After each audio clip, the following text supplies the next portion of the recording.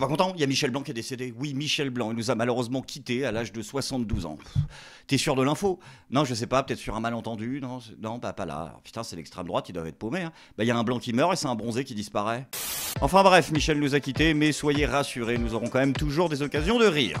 Anne Hidalgo est en Suisse. La maire de Paris a fait don de sa combinaison portée lors de son bain dans la Seine. Souvenez-vous, c'était un grand moment. Eh bien, maintenant, elle est exposée au musée olympique de Lausanne. Incroyable. Non mais là, vraiment, c'était pour concurrencer la mort de Michel. Avouez, je veux dire, c'est pas possible. Je veux dire, il faut arrêter de les humilier comme ça, les Suisses. Qu'est-ce qu'ils nous ont fait? Pourquoi vous leur envoyez tous nos trucs pourris? Le maillot de bain d'Anne Hidalgo, Bruno Le Maire. Et le pire, c'est qu'elle en est fière de sa connerie, hein. Évoquant un souvenir à part qui marque l'aboutissement de tant d'années de travail, Anne Hidalgo se dit fière que cet objet puisse symboliquement intégrer les collections du musée. Le sensuaire des bobos. Sans déconner, vous auriez au moins pu la vendre, la combi, histoire de commencer à rembourser la dette, ou au moins, alors à la limite, vous envoyez la combi, mais vous la mettez dedans. Qui va aller voir ce truc, en fait? Et surtout, qu'est-ce que vous allez marquer en dessous? Parce qu'il faut mettre une plaque sous les machins qu'on expose, ce sera marqué quoi? C'est première fois du 21e siècle qu'un politicien français tient un engagement. Non, si, là, ça peut le faire. En fait, moi, je crois que, si eux, les Suisses, ils ont compris, comme plein d'autres pays du monde, que la France, c'était fini. Là, on est arrivé en idiocratie niveau 19. Donc, en fait, on est à 3 semaines de fermer la boutique et ils sont en train de faire un musée, tu sais, pour que les prochaines générations se souviennent de cette période absolument particulière de l'histoire de France où on était vraiment en fond de course de la connerie. Une sorte de musée de la collaboration avec la bêtise, tu vois, un truc comme ça. Après, les Suisses, vraiment, si vraiment vous êtes dans cette optique-là, de collectionner les antiquités françaises et les machins comme ça. On a une momie à refourguer, si en l'état, vivante en plus, donc tu vois, elle peut faire des animations. Si ça vous intéresse, vous nous contactez, on vous la refourgue.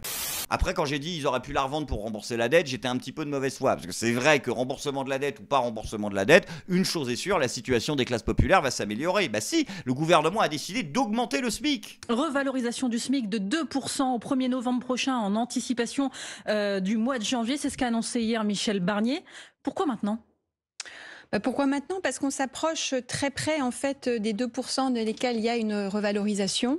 Il est probable d'ailleurs qu'on soit à 2% de hausse des prix à la fin de l'année, et donc on s'est dit qu'on allait revaloriser. Ça fait 28 € net par mois pour chaque titulaire du SMIC. Titulaire du SMIC? Titulaire. C'est-à-dire, non, c'est pas le bon mot. C'est pas un pass Navigo. Ça fait 28 € net par mois pour chaque titulaire du SMIC. Donc c'est déjà quelque chose. C'est déjà quelque chose. Eh ben attends, c'est quand même... Combien elle gagne, Coconne? Astrid Panosyan est directrice générale, fonction générale du ministère. Elle déclare 6,1 millions d'euros de revenus sur la période 2017-2021. Oui, je commence à comprendre la déconnexion. Le SMIC à 1426 € net, on est bien d'accord, c'est une anticipation, ça veut dire qu'il n'y aura rien au mois de janvier. C'est une anticipation, tout à fait. Mais par contre, ça ne nous interdit pas, et c'est aussi ce qu'a dit le Premier ministre hier, de commencer à regarder maintenant très sérieusement la question des bas salaires. Ah, t'as vu? Ça nous empêche pas de regarder. Elle a dit, ça nous empêche pas de... Moi au resto, quoi. Non, j'ai plus faim. Mais je vais quand même jeter un coup d'œil à la carte des desserts. On a le droit de le faire, on a le droit de le faire. Spoiler alerte, on le fera pas. On a, au fil des années, constitué des trappes à bas salaire. Des trappes à bas salaire. C'est quoi? C'est des pièges à smicards? Je comprends pas le... Tu pourrais employer des mots que les gens comprennent. Ouais, on va en parler, mais pour terminer sur le SMIC, on est très loin des 200 € promis par le nouveau Front Populaire. On ne pouvait pas aller plus loin? Non, parce qu'il faut... Non. Non, parce qu'il faut... Non. Ça part mal. D'abord parce qu'il faut... Ouh là là là là là là, ça bégaye fort. Le vrai sujet, c'est la question des trappes à bas salaire. Oui, mais on sait toujours pas ce que c'est. Trop de techno tue le techno. Le sujet aujourd'hui, c'est qu'il y a beaucoup de gens qui sont scotchés au SMIC. Ah, ils sont scotchés maintenant, car ils ont mis du scotch.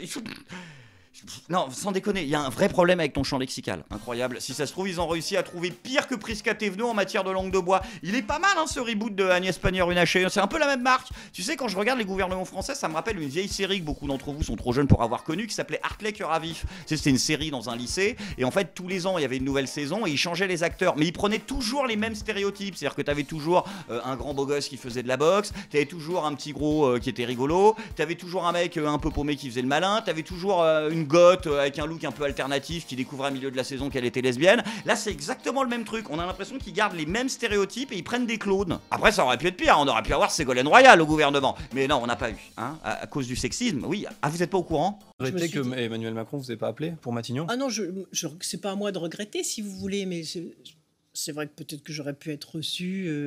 Et puis en plus, moi, je ne suis pas prétentieuse. Vous voyez, certains ont dit non, on veut être que Premier ministre, mais on ne veut pas rentrer dans une équipe gouvernementale.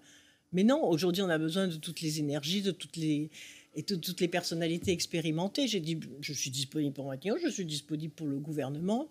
Mais ce que je pense aussi, c'est que je suis une femme aussi. Je pense que si j'avais été un homme, j'aurais été reçue. C'est tellement évident. J'en prends acte, de toute façon, parce que le chemin est encore long pour l'émancipation des femmes. Non, mais c'est grotesque, Ségolène. C'est affreux. Ça fait de la peine, vraiment, aux gens qui regardent, aux gens qui écoutent.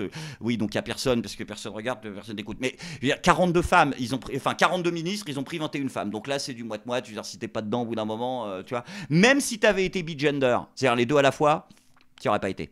Après, me faites pas dire ce que j'ai pas dit, encore une fois, les réacs. Non, il y a des vrais problèmes de sexisme et de discrimination dans ce pays. Par exemple, on l'apprend cette semaine, la non-mixité des toilettes à l'école ne fait qu'invisibiliser les vraies difficultés, comme nous l'apprend Edith Marouet-Jules, qui est docteur en géographie du genre. Ah voilà, et ben dans votre cul, les droitards. Ah gna gna gna gna gna, les études en sciences sociales, ça sert à rien, y a pas de débouchés. Ah bah si, y a des débouchés, à condition de s'occuper des chiottes. Après attention, non, je vous vois venir les réacs là en commentaire, vous êtes déjà en train de vous foutre de sa gueule.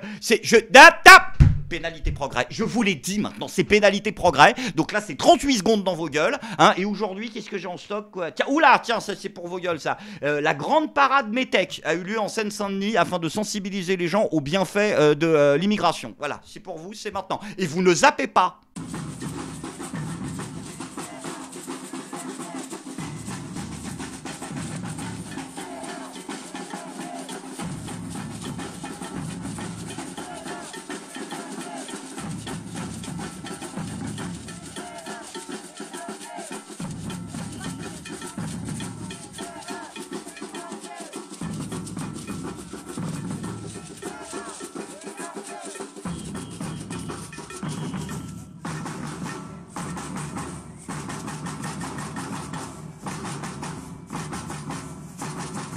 Que des blancs. Ça n'a aucun sens, putain. D'ailleurs, je me demandais au niveau de l'appropriation culturelle, du coup, sur une échelle de 1 à 10, on est à combien? Sans transition les amis, c'est maintenant le moment de la bonne nouvelle du jour. Vous le savez, le gouvernement a malheureusement décidé d'augmenter les prix de l'électricité. Mais heureusement, soyez rassurés, il reste encore des politiciens et des politiciennes pour penser au bien-être des Français, à l'image de notre ministre de la Transition écologique, Agnès Pannier-Runacher, qui a décidé de taper du poing sur la table, mais pas trop fort quand même, faut pas déconner, et de pousser un coup de gueule, puisqu'elle s'inquiète d'une augmentation trop violente des prix de l'électricité qui pourrait, selon elle, conduire à un effet gilet jaune. Et bah tu vois, ça je trouve que c'est bien. On parlait tout à l'heure de Arteker à vif, là, machin, et je trouve que la nulle à chier là, de la saison 3, elle est bien mieux que la nulle à chier de la saison 2. Je trouve qu'elle est plus proche du peuple, plus proche de ses préoccupations, et ça fait plaisir. Un mot sur les manifestations à l'appel des syndicats étudiants, de la jeunesse et aussi de la France Insoumise, notamment cet après-midi partout en France. Est-ce qu'ils ont raison de se mobiliser parce que vous êtes d'accord avec Jean-Luc Mélenchon qui dit que l'élection leur a été volée et à ces Français-là, ou est-ce que c'est totalement irresponsable ? Arrêtez de faire semblant de poser les questions, parce que c'est ridicule, c'est un truc que je vous ai jamais dit ça en disant, il faut que je vous le dise maintenant. Pourquoi vous posez des questions aux gens et vous savez la réponse qu'ils vont donner ?